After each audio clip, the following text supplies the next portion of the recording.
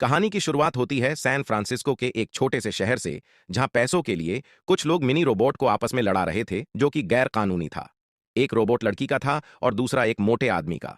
मोटे आदमी के रोबोट ने लड़की के रोबोट को काटकर उसके दो टुकड़े कर दिए और वो शर्त जीत गया। फिर वो आदमी कहने लगा कि अब कौन आएगा, किसके पास हिम्मत है लड़ने की।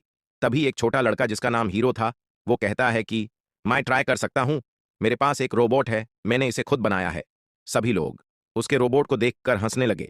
फिर वो कुछ पैसे देता है और दोनों में फाइट शुरू होती है। उस मोटे आदमी का रोबोट हीरो के रोबोट के टुकड़े टुकड़े कर देता है। सभी जोर जोर से हंसने लगते हैं और कहते हैं कि घर जाओ बच्चे, तुम्हारे बस की बात नहीं है। हीरो कहता है कि मुझे एक और मौका मिलना चाहिए। वो और पैसे दे देता है। फिर से फाइट शुरू होती, लेकिन इस बार हीरो का रोबोट जीत जाता है। हीरो अपनी शर्त के पैसे लेकर जाने लगता है। तभी वो मोटा आदमी उसे धमकाने लगता है और उससे पैसे छीन लेता है। फिर वो लोग हीरो की कुटाई करने की कोशिश करते हैं। अचानक वहां हीरो का बड़ा भाई आ जाता है, जिसका नाम तदाशी था। वो वहां से बचकर भागने की कोशिश करते हैं। अचानक सामने से पुलिस आ जाती है और उन सबको पकड़कर जेल में डाल देती है। उन्हें छुड़ाने उनकी आंटी आती है, क्योंकि एक एक्सीडेंट में हीरो और तदाशी के मोम डैड की मौत हो गई थी। वो तीनों अपने घर आ जाते हैं।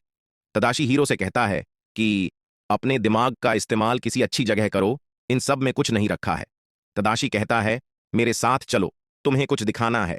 और वो हीरो को San Francisco Institute of Technology में ले जाता है, जहां तदाशी एक छात्र था। तदाशी हीरो को अपने दोस्तों से परिचित कराता है। फिर तदाशी हीरो को अपना प्रोजेक्ट दिखाता है। ये एक गोलू मोलू रोबोट जो रसगुल्ले जैसा दिखता है, जिसका नाम तदाशी ने बेमैक्स रखा था, जो एक नर्स के रूप में काम कर सकता था।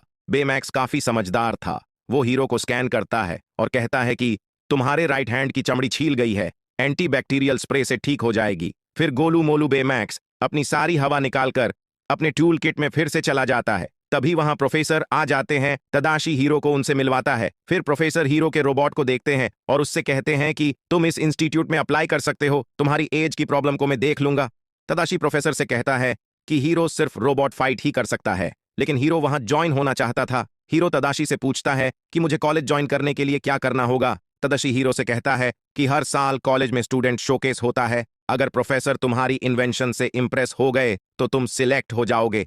बहुत बार कोशिश करने के बाद भी जब हीरो कुछ नहीं बना पाता है तो तदाशी उसे प्रोत्साहित करता है कि तुम मेरे भाई हो और तुम ये कर सकते हो। फिर हीरो रात दिन मेहनत करता है और माइक्रो रोबोट बनाता है, जिसे वो स्टूडेंट शोकेस में ले आता है। फिर हीरो की बारी आती है और वो अपना इन्वेंशन प्रोफेसर को दिखाता है। वो अपने सारे माइक्रो रोबोट को अपने दिमाग से कंट्रोल कर सकता था और वो उनसे जो चाहे वो कर सकता है।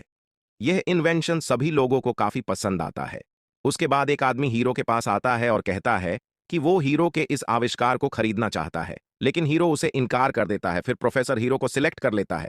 हीरो बहुत खुश हो जाता है। वहां से कुछ दूरी पर हीरो और तदाशी आपस में बात कर रहे थे। अचानक इंस्टीट्यूट में भयंकर आग लग जाती है। तदाशी भागकर वहां जाता है और लड़की को संभालता है।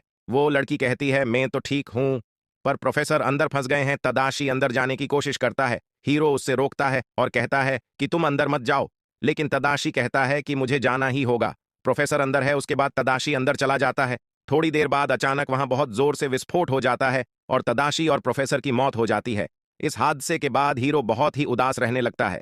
थोड़े दिन बीत जाते हैं। हीरो की आंटी उससे कहती हैं कि मुझे कॉलेज से फोन आया था कि क्लासेस शुरू हो गई है, लेकिन तुम अब भी अप्लाई कर सकते हो। ऐसा कहकर वो वहां से चली जाती है। हीरो उस लेटर को डस्टबिन में डाल देता है और जैसे ही वो अपने रोबोट को उठाता है, उसकी एक टांग टूटकर उसके अंगूठे पर गिर जाती है, जिससे वो दर्द से चिल्लाने लगता है। उसकी आवाज